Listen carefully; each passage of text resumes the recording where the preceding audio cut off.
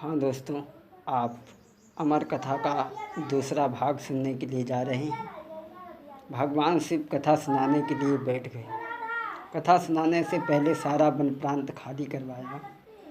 एक खोह में बांझ तोते का अंडा पड़ा रह गया और जैसे ही कथा शुरू हुई उस बांझ अंडे में जीव प्रकट हो गया।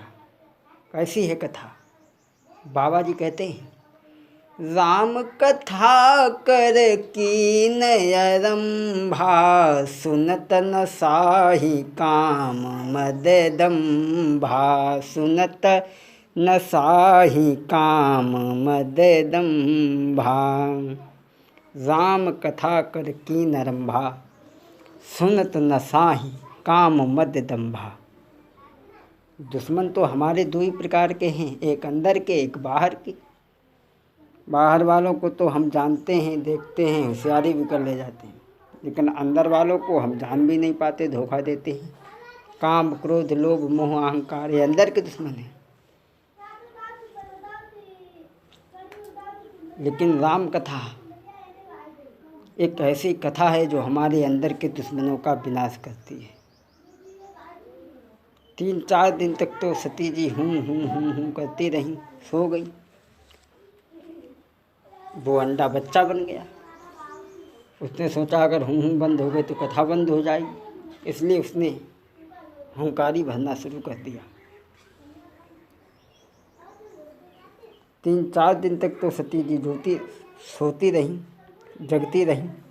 उसके बाद में सो गई। तोते के बच्चे ने हाँ करना चालू कर दिया। जैसे ही कथा 7वें दिन पूरी भई, जयकारा बोला जाता है, बोले सच्चिदानंद भगवान की। चौंक गई, बोले का कथा हो ही गई? बोले हुई गई। बोले हम तो सुनी ना यही। बोले अरे फिर कथा किसने सुनी?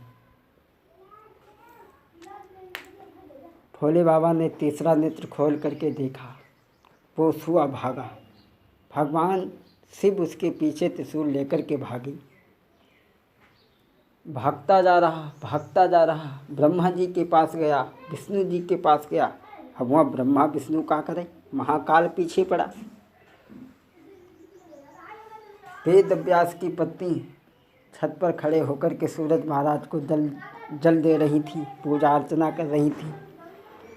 नेत्र को बंद करके, मुट्ठी को बंद करके सूरज महाराज को पूजन कर रही हैं, वंदना कर रही हैं। जैसे ही ओम शब्द बोला तो वो मोह में घुस गए।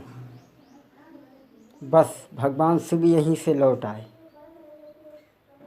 ये तोते का बच्चा 12 वर्ष तक गर्भ में रहा। जब माँ को परेशानी हुई तो कहा, भाई निकलो बाहर, कौन हो तुम?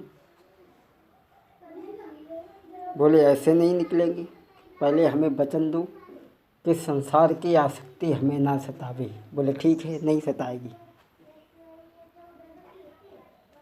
सुखदेव जी ने जन्म लिया। जन्म लेते ही नार बीमार शुद्धा भाग खड़े हुए। वेद व्यास पीछे बेटा को रोकते जा रहे हैं, रुक जाओ बेटा, खड़े हो जाओ बेटा। खड़ा कौन है जब मोह माया है ही नहीं, संसार की आसक्ति है ही नहीं, फिर क्या? एक सरोवर के किनारे से होकर के निकले, कुछ देवियां नहा रही थी। सुखदेव जी भागते चले गए। वेद व्यास को देख करके देवियों ने कपड़े पहन लिए। बाबा ने कहा, देवियों, सुखदेव भागता चला गया, अरे वो नंगे था, तुम नंगे नहाती रही। बोली वो भागते गए हैं, वो हंस हैं और तुम परम हंस हो।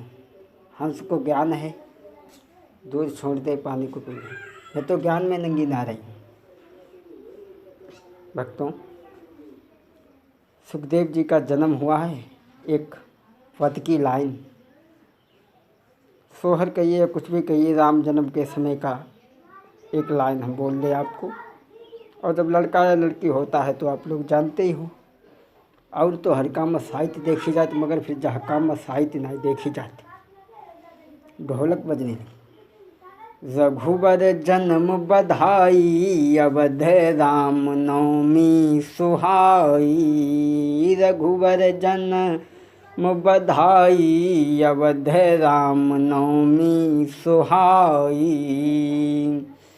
महल महल में चहल पहल है, ऋतु बसंत सुखदाई, अवध राम नवमी सुहाई, रघुवर जन्म बधाई, अवध राम नवमी सुहाई। घर घर मंगल दीप मनोहर, अलिगन मंगल गाई, अवध राम नवमी सुहाई, रघुवर जन्म बधाई, अवध राम नवमी सुहाई। बोलिए सच्चिदानंद भगवान की। इस प्रकार से आपने नारद उमा संवाद की कथा अति संक्षेप में हमने आपको दी है, सुना है आप लोगों ने। इस तरीक़ा से हमारे आगे प्रोग्राम और भी आते रहेंगे। एक बार जयकारा लगाएं भाई सभी लोग। बोलिए सच्चिदानंद भगवान की।